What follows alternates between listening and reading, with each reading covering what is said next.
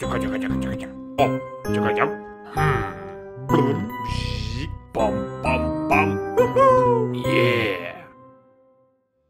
Здравствуйте, мои маленькие любители всего необычного. Сегодня на наш операционный стол легло пусть и не самое дикое из того, чье нутро мы за прошедшие годы исследовали, но оттого не менее интересное. Масштабный соло-проект одного безумца, решившего показать, насколько JRPG 16 и 32-битный эпох жизнеспособны в современных реалиях. Стоит лишь вымороть из них те архаичные черты, которые они слепо наследовали еще от своих предков, а потом инди-любители перекладывать старое на новый лад тащили уже из них. А для самого разработчика Chained Echoes станет доказательством того, что он может довести начатое до конца любыми средствами, поскольку ранее все его эксперименты в RPG Maker вспыхивали столь же быстро, сколь и затухали, даже если весь цикл разработки займет 6 лет. Правда, возникает закономерный вопрос, так ли уж Маттиас Линде был честен, называя Chained Echoes своим соло-проектом.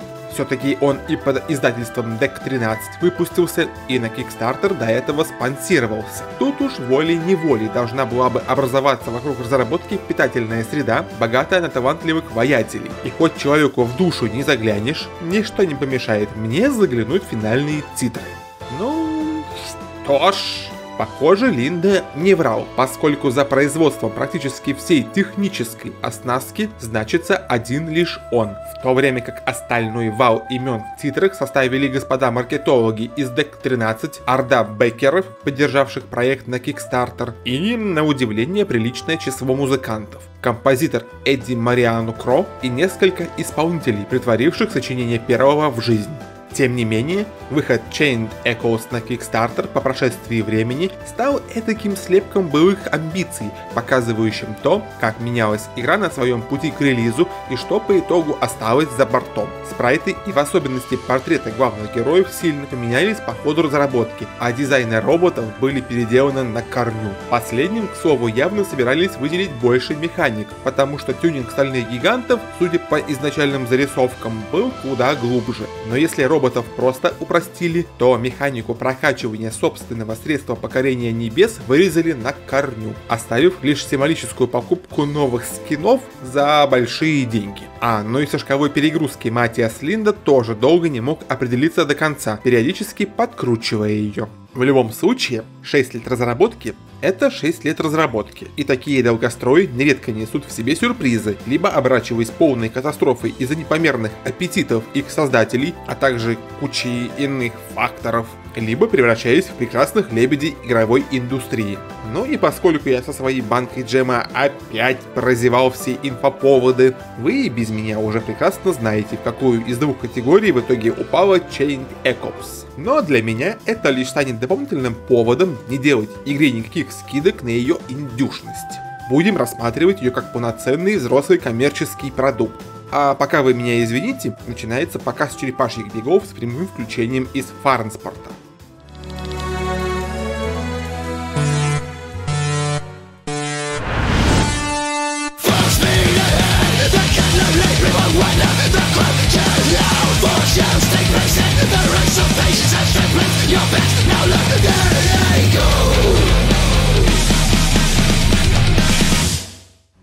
Так, ну а теперь ближе к сути.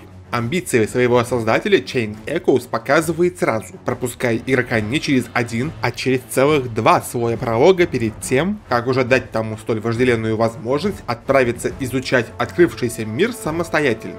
Причем сделано это не только лишь ради возможности вклинить в геймплей побольше обучающих материалов, разжевывающих каждую кнопочку на экране. Двойной пролог необходим в том числе и для сюжетной экспозиции.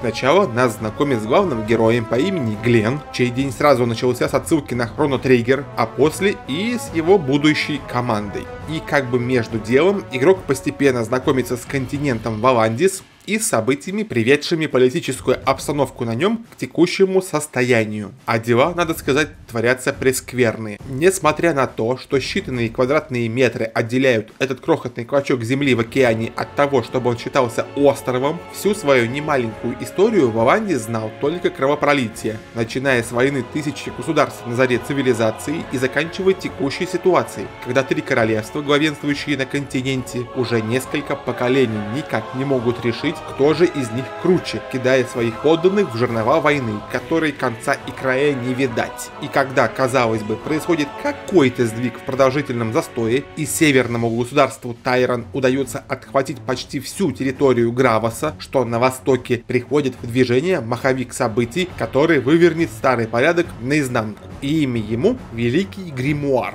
Первое в истории Вавандиса и целого мира, пожалуй, тоже оружие массового поражения, возникшее неизвестно откуда и на столетия опередившее технический прогресс любой из сторон конфликта. Одной лишь демонстрации его мощи хватило для того, чтобы три королевства с острова подписали перемирие. Но долго ли может держаться мир, построенный на страхе? Да еще когда руки, его подписавшие, принадлежат людям, с рождения не знавшим ничего, кроме войны. Чувствуете, к чему игра клонит? К нашим любимым историям вида. Поначалу все было плохо, со временем стало не то чтобы лучше, но если что-то не предпринять, все окончательно накроется медным тазом. Сторон конфликта много, и каждая тянет веретено событий и зрительское внимание на себя. У церкви свои планы, тайронский принц Фредерик и его советник Гвейн тоже постепенно выстраивают фундамент для собственных амбиций. Не всегда, правда, совпадающих с амбициями их же подчиненных. Да и всякие бандиты и наемники тоже надеются урвать свой момент славы. И все это под пристальным взором свыше, откуда тянутся ниточки непознаваемого божьего промысла. Матиас Линда не просто избежал участи превращения игры в поток мета-иронии и отсылок вида «Да, я знаю несколько классических JRPG», и вместо этого дал полноценную историю в не менее полноценном мире, но и посягнул на масштабы Xenogears, смешивая в одном флаконе политические интриги, религию, элементы философии и сугубо личные страсти отдельных персонажей. И еще огромные боевые человекоподобные роботы, чтобы уж добить наверняка.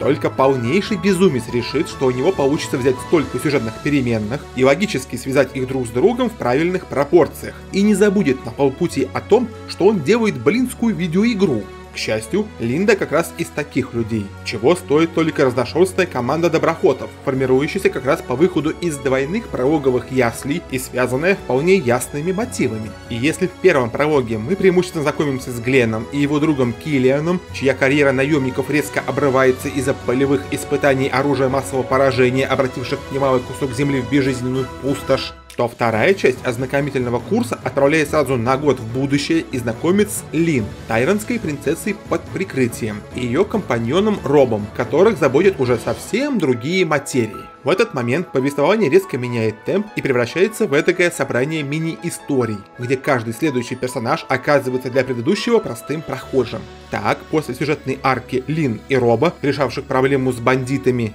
классика, внимание камер переключается на Виктора, драматурга с мировым именем, принадлежащего к расе Аар, феноменальных долгожителей и оборачивающего столетия жизненного опыта в произведение сценического искусства. Размахивать сталью в его истории уже не понадобится. Виктор пришел на фестиваль по случаю годовщины с подписания мирного договора как почетный гость лишь с двумя целями. Хорошо провести время и сохранить лицо в общении со знатью. И в целом хороший день омрачается тем, что какой-то шулер облапошивает его на кучу призовых очков, собранных в мини-играх. Знакомьтесь, Сиенна, воровка, живущая одним днем, которая, казалось бы, не имеет никакого отношения ни к истории вообще, ни к творящимся событиям. Однако у череды забавных случайностей, похоже, были свои счеты с ней. Неплохо, 6 персонажей уже сразу прыгнули в самое пекло сюжета. И это лишь стартовый комплект, данный на развертывание первого полноценного отряда.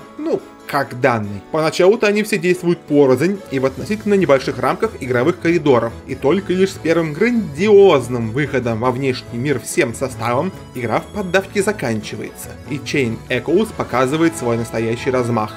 Вот, пожалуйста. Это карта Роунских равнин, первой открытой локации в игре.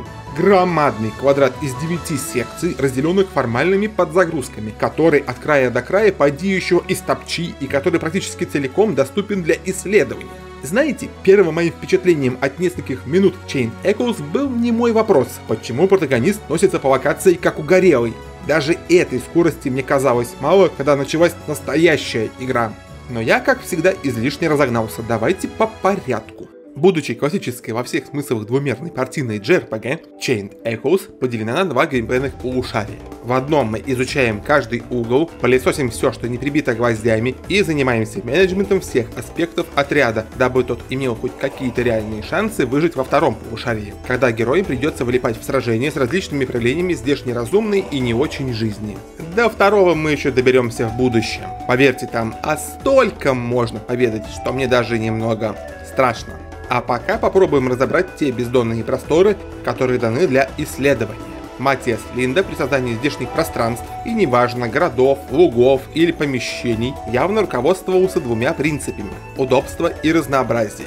Все, что можно положить в карман, обязательно подсвечено, и уж хотя бы боковым зрением игрок может заметить, что где-то в кустах притаился сундук или что содержимое полок в квартире местного аборигена отнюдь не декоративно. Да, мы снова наделены правом врываться в дома и обчищать их, и Линда это даже практически никогда не обыгрывает иронически, но это уж можно списать на родовые черты жанра и игровые условности, тянущиеся с древних времен и особо не напрягающие. То, что Chain Echoes заботливо маркирует каждый интерактивный объект, конечно, упрощает жизнь, но, во-первых, до сундуков надо ведь еще как-то добраться, а не только насладиться самим фактом их существования. И нередко вам будет мешать как само строение локаций, вынуждающее делать большой крюк или искать потайные пути, так и особо сильные монстры, которых на текущем уровне прокачки никак не забороть. А во-вторых, все-таки далеко не все игра услужливо подсвечивает, и ради поиска закопанных сокровищ или скрытых проходов в пещеры с, вы угадали, сокровищами, придется изрядно повозиться. И если вторые еще выделяются на фоне литых скалистых массивов, потому пропустить их сложно, то клады искать придется только по меткам с указателями, которые очень любят врать. Была бы еще какая-нибудь индикация того, сколько сундуков и секретов осталось на локации. И она действительно есть, однако право пользоваться ей надо заслужить посредством прохождения опционального квеста в середине игры. Такой своеобразный намек от Линды, мол, раз уж ты настолько любопытный, что даже по квестам пошел, а не просто вперед топишь, вот тебе небольшое послабление в поиске секретов. А теперь возвращайся на старые локации и исследуй их по второму кругу. Ну, почему бы и нет, как раз к тому времени и враги, ранее казавшиеся непобедимыми, станут более податливыми. Ну еще и ради возможности вновь полюбоваться таким-то графоном. Благо выглядит Chain Echoes просто бесподобно. Если и требовалось почти 7 лет на то, чтобы нарисовать столь красивые виды, то усилия точно стоили затраченного времени. Некоторые пейзажи практически в неизменном виде можно использовать в качестве пиксель-арт обоев, а скрупулезность, которой местность наделена мелкими деталями, и вовсе поражает. Единственная моя придирка – острая нехватка, хоть каких-нибудь анимаций в помещениях. Все вроде бы и детальное, когда рассматриваешь скриншоты, а когда запускаешь игру и видишь эти же скриншоты в реальном времени, то это немного расстраивает. Но так, чуть-чуть. И когда мне под конец начало казаться, что творческий напор Линды начинает сдавать, опа, мы оказываемся в погибшем городе под названием Нхиса? Возможно, Энхиса, как утверждает Google тетка, о котором игра к тому времени успевает все уши прожужжать. И это самая лучшая и атмосферная локация во всей игре. Мертвые улицы, обветшалые дома, подземный лабиринт, изрисованный письменами. Даже музыка, обычно меланхолическая, в этот момент превращается в гул, нагоняющий еще больше атмосферы и интриги.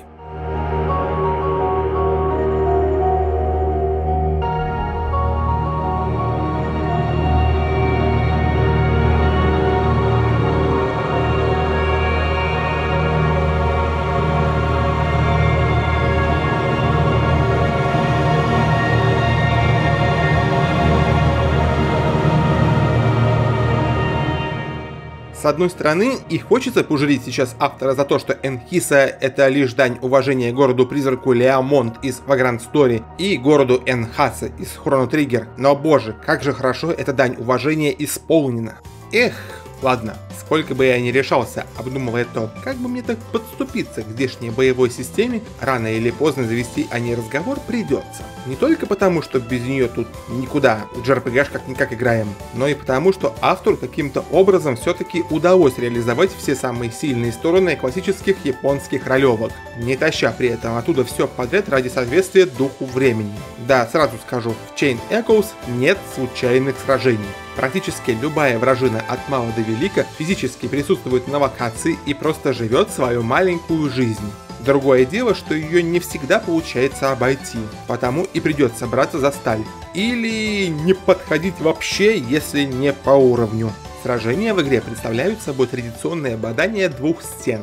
По одну сторону храбрые борцы за все хорошее, по другую их вероломные враги-оппоненты. Причем настолько традиционные, что даже вариантов действий с гулькин нос. Атаковать, использовать спецприем или предмет из походной сумки, или уйти в оборону. Все!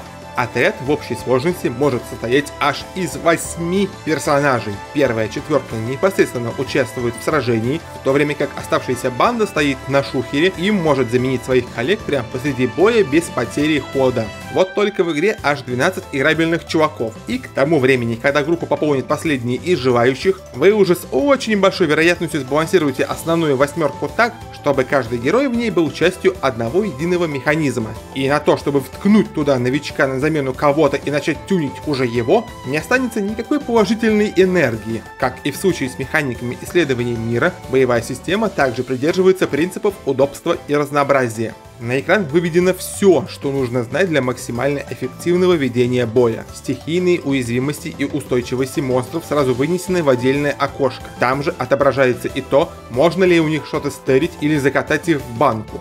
Погодите, что? Ну, это относится к одному из умений моряка Томки, местного аналога Квины из Final Fantasy IX, который изучает новые скиллы через консервирование супостатов с их последующим поеданием. Эх, хоть не сырыми жрет. Также игра не ленится показывать, сколько ходов будут длиться все бафы, дебафы и изменения статуса, указывает типы и свойства различных техник и даже на чистоту вываливает все множители урона. И вишенка на этом тортике умопомрачительного комфорта — шкала очередности ходов всех участников потасовки, позволяющая планировать свои действия на несколько шагов вперед и меньше полагаться на удачу. Да что уж там, даже лечение героев по окончании боя происходит автоматически без расхода ресурсов, отчего каждое сражение — это ситуация в себе, никак не связанная с предыдущими и последующими битвами. Но чтобы компенсировать настолько дружелюбный интерфейс, требовался по-настоящему большой подводный камень. И, пожалуйста, вот он, нависает над героями в левом верхнем углу. Это шкала перегрузки, сердце и жопа боевой системы Chain Echoes. Состоит она из 3 делений – оранжевое, зеленое и красное. И стрелка смещается вправо по мере использования героями и оппонентами физических атак и техник. В оранжевой зоне никаких особенных особенностей не происходит, зато когда стрелка переходит в зеленую, все герои становятся крепче и сильнее, а стоимость любых спецприемов снижается в 2 раза. Но стоит довоеваться до перегрева и улететь в красную зону, все, вы в дерьме. Скидка на техники заканчивается, да еще и статы падают значительно, отчего даже не самый злостный пендель от оппонента может в одночасье привести к нокауту одного или нескольких героев. И если кто-то распластался на полу, его уже не может сменить партнер, потому придется либо его стремительно откачивать, чтобы тот хоть эстафетную палочку передать смог, либо выживать оставшимися. Но, скорее всего, не очень долго, потому как в любом состоянии, кроме зеленого, местная мана усасывается очень быстро, и если вы не находитесь в одном шаге от победы, с большой вероятностью вы находитесь в одном шаге от поражения. А местные вариации целебных снадобий и восстановителей очков техник в магазинах стоят что-то прям до хрена, так что полагаться придется по большей части на то, что находится по дороге. Возникает вопрос, как же сдвигать эту проклятущую стрелку влево? Самый простой способ — уйти в оборону. Хотя ее не всегда хватает, потому что охлаждает трахание защита совсем паршиво, и очень вероятно, что враг следующим же своим ходом нагреет вас обратно. Остается либо дружно обороняться всем отрядом, чтобы хоть какой-то прок был, либо все-таки использовать второй способ, который на пальцах поди еще объясни. В общем, как только шкала перегрузки переходит в зеленое состояние, у ее основания появляется изображение типа специальной атаки. И если использовать любую технику этого типа, стрелка шкалы метнется влево. Да так шустро, что даже есть риск загнать ее обратно в оранжевую зону. И тоже потерять буст характеристик и скидку на спецприемы, что не есть гуд. Проблема в том, что далеко не всегда у персонажа есть способность именно того типа, который от него требует шкала перегрева. Странно, например, ожидать простую оплюху от Лин, у которой основная масса приемов наносит элементальный урон, или атакующую магию от главного героя Гленна, который по сюжетным обстоятельствам магию вообще не может. А приемы класса Utility, то есть вспомогательные, вообще настолько ситуативные, что иной раз бездумное их применение по зову шкалы будет равняться пропуску хода. Инструмент крайней меры — долбануть ультрамувом, который существенно снижает накал боя. Но копится суперприем довольно долго, потому лучше все-таки приберегать его на боссов. И хоть полоска ультрамув общая на весь отряд, для каждого персонажа прием свой, так что даже его стоит использовать с умом. Я даже больше скажу, игра ставит техники выше всего остального, предполагая их как единственно правильный инструмент ведения боя. Если вы сидите в защите или щипаете супостатов простыми атаками, вы явно что-то делаете не так. Хотя последние все-таки далеко не бесполезны, потому что обычная атака восстанавливает 10 очков техник, отчего при затяжных баталиях с боссами переходить на простое закликивание все-таки иногда имеет смысл. Но высасывать из героев всю здешнюю ману досуха тоже не стоит. Применение приемов правильного типа – самый доступный способ охладиться, и остаться без него в ответственный момент очень рискованно. И стоит хоть немного привыкнуть к шкале перегрузки, игра тут же скинет первого босса, повреждающего не персонажей, а именно ее, меняя местами и раздравливая цветовые зоны. Увидев это впервые, я такой: так, ну что начинается-то? Потому что ожидал, что за первой демонстрацией возможности так перекорежить основную игровую механику последует ее повальное злоупотребление. Но нет. За всю игру буквально пара зловредов владели такой способностью, становясь этаким игровым нежданчиком. Вообще, тут получается интересная двойственность. С одной стороны, нам дано прям колоссальное разнообразие возможностей, позволяющее выстраивать целые связки, где один персонаж сначала подготавливает нужные уязвимости, второй накладывает пачку усилений, а третий выливает максимальный урон. Но с другой, шкала перегрева постоянно напоминает о себе и вынуждает пользоваться тем, что скажет она, дабы не улететь в красную зону и не начать получать дополнительный урон просто потому что. И это еще хорошо, если в распоряжении вообще имеется прием нужного типа, что бывает далеко не всегда. Тут-то на помощь приходит та самая вторая четверка героев, поставленная в пару основному отряду. Как только ваш подопечный уходит в тень и его сменяет тыловик, в тень же уходят и все бафы, которые на нем в это время были. Но поскольку персонаж из второго ряда технически никогда не ходит, все его улучшения, и негативные статусы в том числе, не тратятся в пустоту, и его можно будет потом вернуть в бой ровно в том же состоянии, в котором он его покинул. Поэтому очень важно ставить каждому в отряде такую пару, чтобы покрывался как можно больше набор типов атак. Я уж молчу о том, что насочинял этих техник Линда целый вагон, и даже 8 слотов оказывается недостаточно, чтобы уместить их все. Приходится выбирать, какие приемы действительно важны, какие вроде бы полезны, но не всегда и не везде, а какие либо вообще не подходят под текущий сетап, выстроенный вами, либо сами по себе ни о чем. Больше всего от этого разнообразия страдают маги, потому что им крайне желательно держать при себе приемы хотя бы нескольких стихий. Ну не бегать же в меню и перенастраивать персонажа перед каждым боем, ё-моё, что сразу съедает добрую половину места под техники.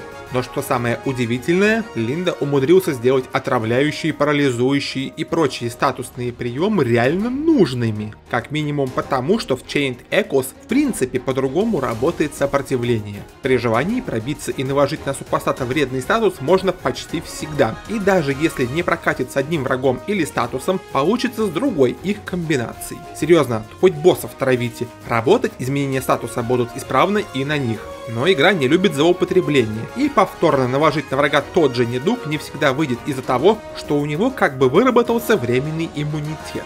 Ну и разумеется, все эти приемы не существуют сами по себе, и у них нередко находятся техники-побратимы, направленные на ухудшение самочувствия и без того ослабленных врагов. Ну там экстра урон по парализованным, распыление отравления с одного на всех и так далее. Зато среди пассивных навыков пойди найди еще что-нибудь полезное.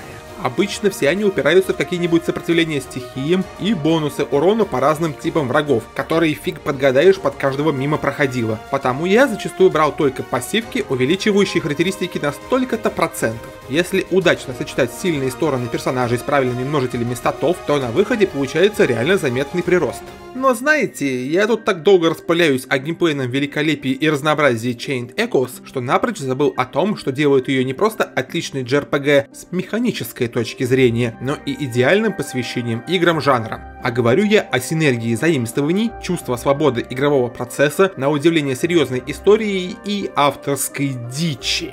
Матиас Линда понимал, либо чувствовал левой пяткой, что все сломается, если сделать перекос в одну сторону, потому все ингредиенты расположены так, чтобы не мешать друг другу. Серьезно, когда игра начинается со сцены, где главного героя будет его, в кавычках, мать, а после отвешивает мощный хук справа, простор ожиданий схлопывается до двух вариантов. Дальше будет либо безыдейный марафон отсылок без внутреннего стержня, эдакий поток метаиронии, либо марафон отсылок на стиле, не существующий сам по себе и нужный лишь для того, чтобы прожженный фанат JRPG время от времени подскакивал с дивана и, тыкая пальцем в экран, говорил: «Эй, а я тебя где-то уже точно видел». Ну, зовут главного героя как аж двух персонажей из вселенной Хроно. Делает ли это его их клоном?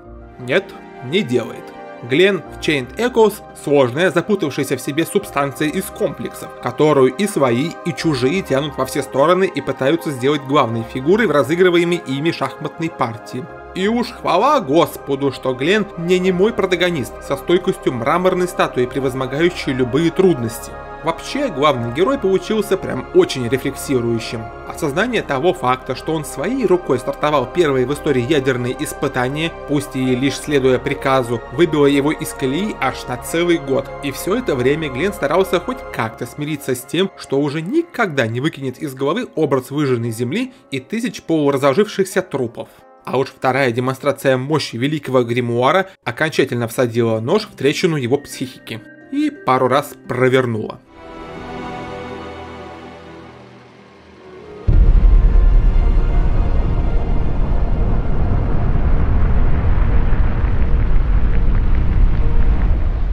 Что Роб собран из образа Штайнера из Final Fantasy IX и Аргата из Final Fantasy Tactics, и даже стыбзил у последнего портрет почти без изменений, ну так давайте посмотрим, как очаровательная нелепость первого может ужиться с ублюдочностью второго. И несмотря на то, что Роб самый до отвращения реалистичный персонаж по меркам мира игры, даже он достоин получить шанс немного вырасти над собой. Местами отсылки на классику просто вписаны в лор или выскакивают где-нибудь в описании. Например, та загадочная материя, позволяющая пользоваться магией и из которой состоят души, называется в игре эфиром. В то же время пару раз упоминается, что старое название эфира — мана. Вот так.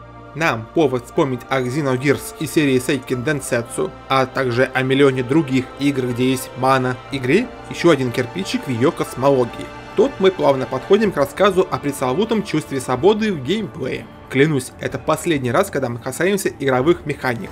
Тем более, вот как мне подступиться к этой горе из миллиарда менюшек, не усыпив вас нудным перечислением в процессе? Тут столько всего, что я даже не знаю, за что браться в первую очередь. Но я попробую. Для начала в Chained Echoes нет как таковой механики опыта. Вместо этого персонажи собирают осколки гримуара, которые в 99% случаев падают с боссов и в одном даются как бонус за особо тщательное исследование мира. Осколки нужны для разблокирования новых скиллов, что и выступает своеобразным левелапом для героев, отчего в Chained Echoes нельзя ни недокачаться, ни перекачаться. Но поскольку у каждого персонажа свой набор техник и стартовых параметров, спустилинить кого угодно во что угодно не выйдет. Однако простор для тонких доводок все-таки есть. Например, с помощью эмблем классов, перекашивающих характеристики персонажа в соответствии с выбранным, классом. Воин больше силы и защиты, вампир больше здоровья и так далее. и дающих дополнительные навыки вкупе к основным. Разумеется, никуда не делась и старая добрая экипировка. Но Матиас Линда просто не был бы собой, если бы даже в чем-то столь понятном не намутил целый вагон механик.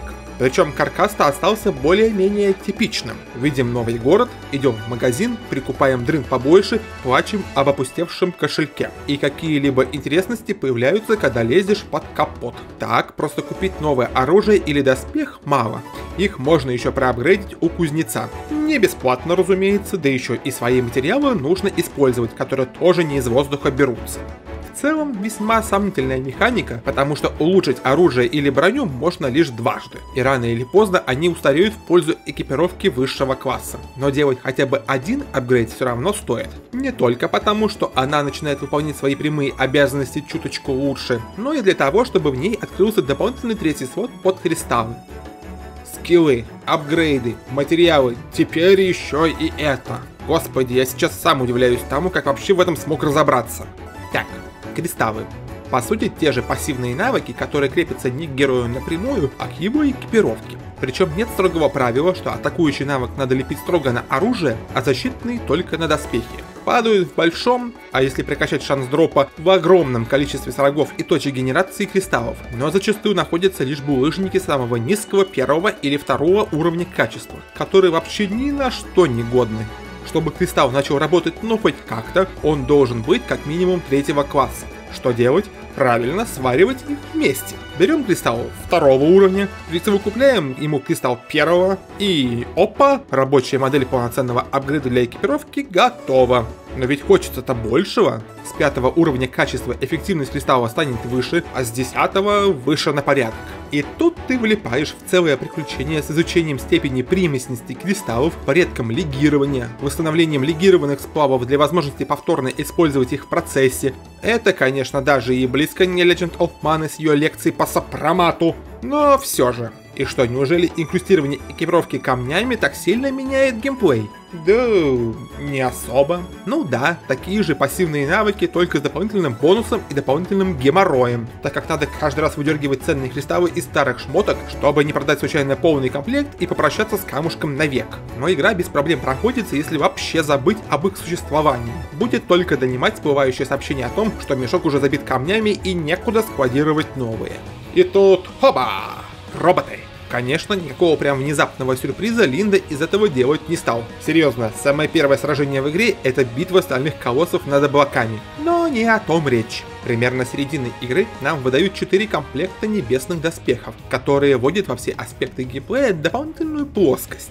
Со сражениями и менеджментом отряда-то в целом все понятно. Очередная головная боль из-за необходимости следить за экипировкой теперь еще и машин, попутно адаптируясь под изменения правил боевой системы. Однако ведь не для одних только битв нужно облачаться в сталь. Залезть в гребаных роботов можно и на открытом воздухе, лишь бы развернуться им где было, что ломает последнее ограничение в исследовании локаций. Вот тут нам раньше водная гладь мешала, ну так мы теперь ее просто перелетим. С появлением в Chained Echoes возможности свободно пользоваться небесными доспехами начинается совершенно иной уровень изучения тайн игры, а на подарочки для любопытных она не скупится. Сражения в броне от обычных наземных отличаются не только на порядок возросшими цифрами входящего и наносимого урона. Во-первых, арсенал техник зависит теперь не от выбранного персонажа, а от экипированного оружия и пополняется по мере его освоения. Ну а во-вторых, иначе работает шкала перегрузки. Теперь красная зона находится по обе ее стороны, а движение свою стрелка начинает из центра. И чтобы удерживать ее в середине, придется лавировать между 3 режимами роботов. Нулевым, когда техники заблокированы, а обычные атаки восстанавливают очки техник и не колышут стрелку шкалы ни в какую сторону. Первым, в котором все ваши атаки и техники нагревают шкалу. И вторым, удваивающим стоимость техник, весь наносимый и получаемый урон, но охлаждающим доспех. Трудность в том, что крутить режимы можно только вперед. 0.1.2, 0.1.2 и только один раз за ход. Противники, ясен пень, умеют только нагревать, потому долго отсиживаться в безопасных режимах не получится. И если в игре за человечков вы так и не смогли полюбить отравляющие, ослепляющие, парализующие техники и не нашли им практического применения, то роботы уж точно вас заставят. Не мытьем, так катанье. Не представляю, как можно пройти некоторые поздние сражения в небесных доспехах без них, а уж одна из финальных битв — Орминое издевательство. Несмотря на то, какой адский урон прилетает даже в обычных сражениях, возможность хотя бы на один ход избежать его будет казаться манной небесной. Ну и да, у роботов свой набор лечилок. Заесть дыру в обшивке бутербродом не выйдет. Но вернемся к нашим баранам. Погружению в сюжет способствует еще и то, что в Chained Echoes есть настоящий мир, замотанный в сеть правил и сводов и не до конца понятый даже собственными обитателями. Стержнем через него проходит концепция вихря, некоего космического вечного бесконечного, отвечающего за круговорот эфира и, соответственно, всей жизни в природе. Привет, лайвстрим из Final Fantasy VII. Попадая в него, душа человека и вся его земная память расщепляется, после чего возвращается обратно в чистом виде. Но иногда на этапе фильтрации происходят сбои, и на бренную землю возвращается либо фрагмент чьей-то души, либо вся она целиком, отчего в новом рождении человек начинает помнить другого себя, что сильно бьет по психике. Такие воспоминания из внешнего источника называются эхом. И пусть заложенная в основу сюжета концепция жизни, смерти и перерождения касается далеко не всех активных участников событий, Chained Echoes при всем своем масштабе показывает, насколько личной может быть эта история.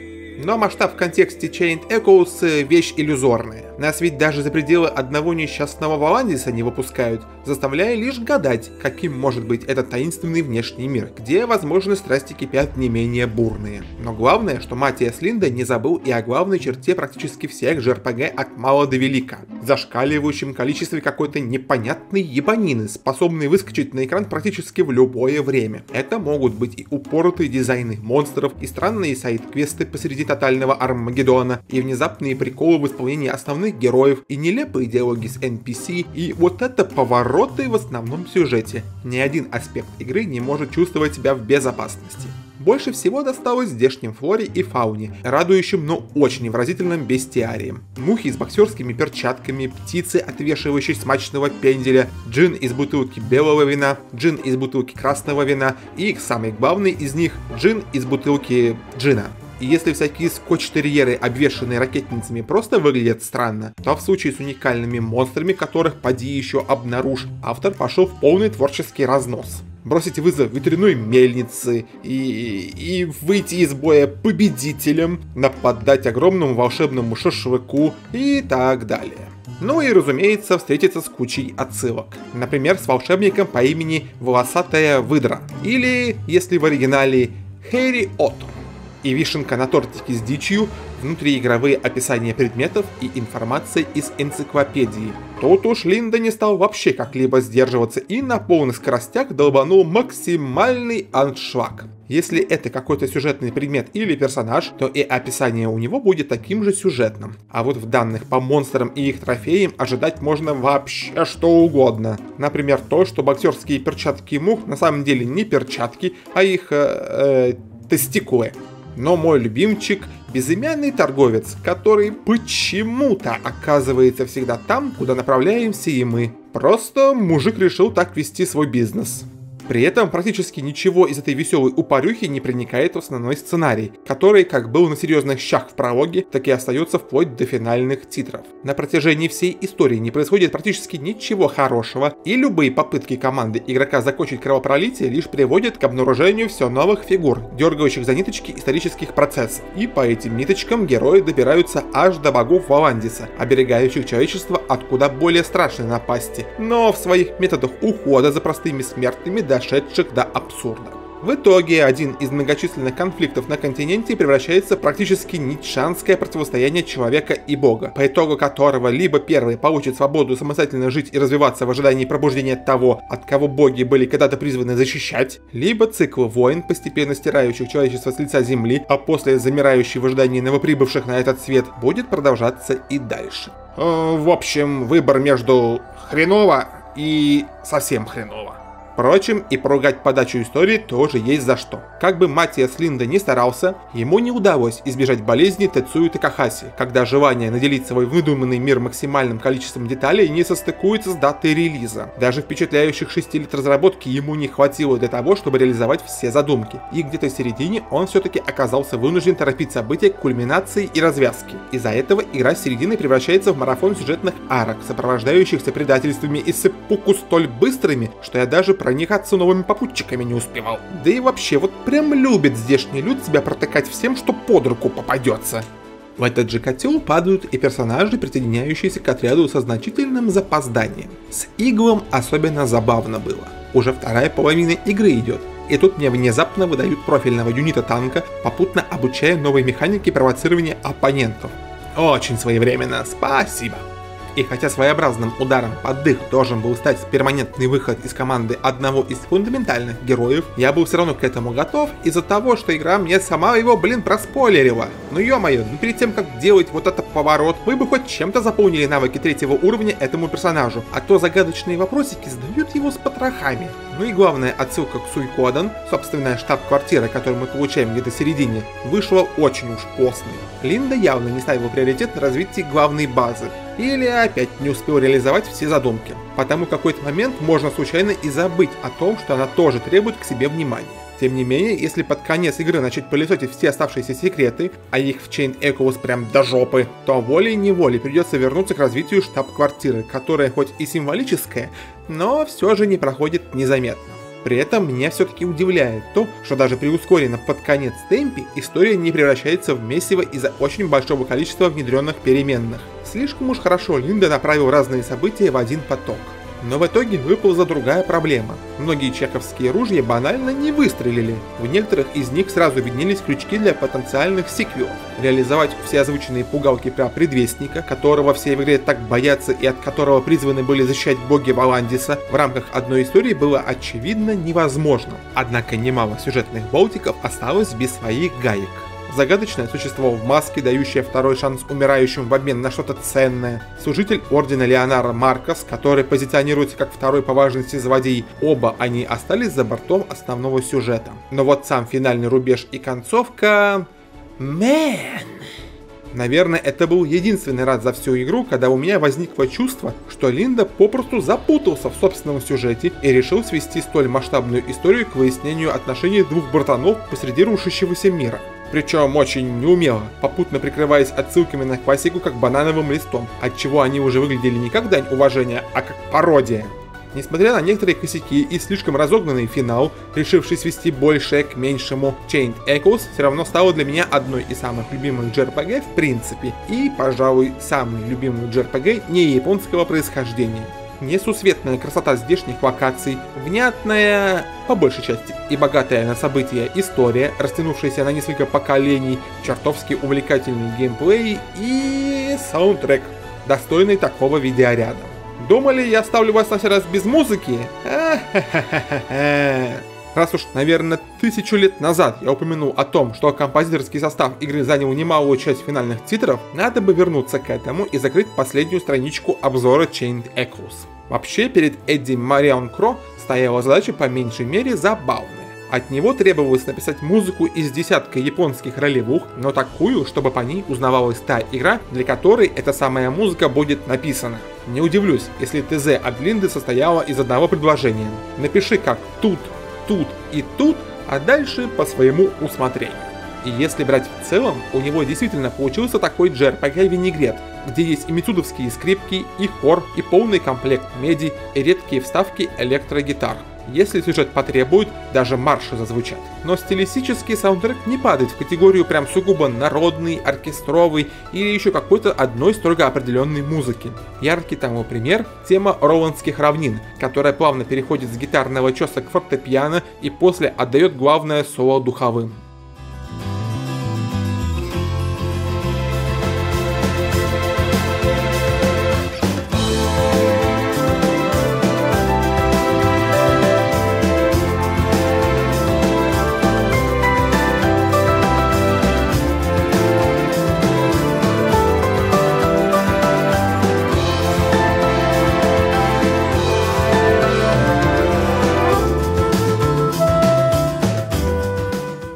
Но несмотря на наличие нескольких весьма бодрых тем, Эдди явно тяготел в сторону медленного темпа. Всякого рода подземелья получили неожиданно меланхолическое музыкальное наполнение, а уж когда воля сценария требует такого, чтоб прямо аж за душу цепляло, но это все, никто цацкаться с чувствами игрока не будет.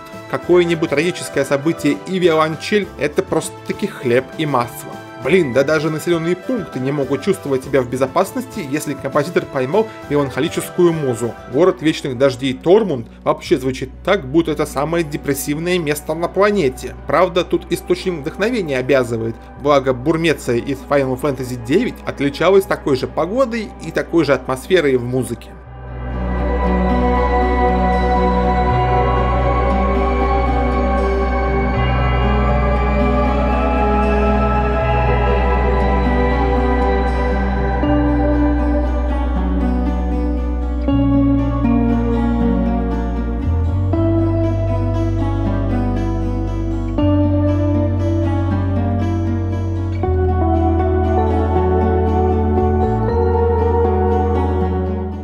Но есть у такого подхода и обратная сторона. Саундтрек очень сильно привязан к тем ситуациям и источникам вдохновения, для которых он написан, и на которые он ссылается соответственно. Потому в отрыве от первоисточника и без понимания контекста он теряет часть своего очарования. Ну и сказывается отсутствие таких очевидных хитов, которые бы узнавались из тысяч. Написана и исполнена музыка Chain Echoes очень ровно, пусть и качественно в техническом плане, а гитарка в челлендж-боях за медали классов — это прям мое уважение.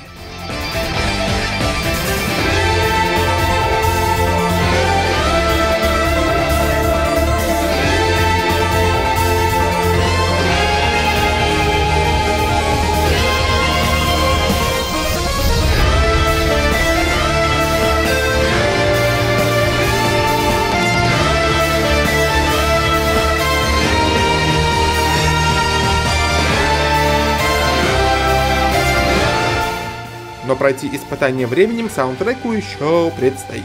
Как и всей остальной игре, впрочем. Chain Echoes стала для меня настоящим сюрпризом, показавшим, что за рекламными обещаниями и неадекватными сроками разработки может таиться алмаз, который действительно требовал долгой и аккуратной огранки. И пусть мне не очень понравилась та нота, на которой это колоссальное произведение решило закончиться, весь остальной пройденный с героями путь точно стоил всех усилий. Чистый экстракт всего самого хорошего в JRPG, создавший на их почве нечто действительно самобытное. Боевая система комфортная, но не беззубая. Мир состоит из лоскутков самых разных игр жанра, но самобытен и оригинален, а внутренняя логика не сыпется от косого взгляда на нее. И все это скреплено саундтреком, наделившим простой кусочек земли в океане под названием Валандис целым оркестром эмоций. Остается только смотреть и ждать, насколько далеко это эхо разлетится. Может, и дождемся однажды продолжения, в котором да выстрелят последний из заряженных чеховских ружей. Прям такая солидная JRPG-шная баночка джема получилась, однако. Сейчас на игры жанра, увы, много времени не остается, но когда я увидел Chain Echoes, я такой: так, ну вот тут уж без видоса никак. Традиционно лучи добра в адрес тех, кто поддерживает это безобразие на сервисе Boosty. Крейту в квадратных скобочках, DNA, Джеку Фейдеру, Никите Радостеву, Одину, Серджио The Dreamer, Коракс Флейм, Александру Климову, Артему Черкасову, Владимиру Королю, Георгию Терентьеву, Павлу Василевичу, Роме Наборскому, Сергею Латышеву, Щепачу и Максиму Филенкову. Ну, ребят, вы огонь. Ой, не представляю, как мне все это монтировать потом. Ну а пока... Пока.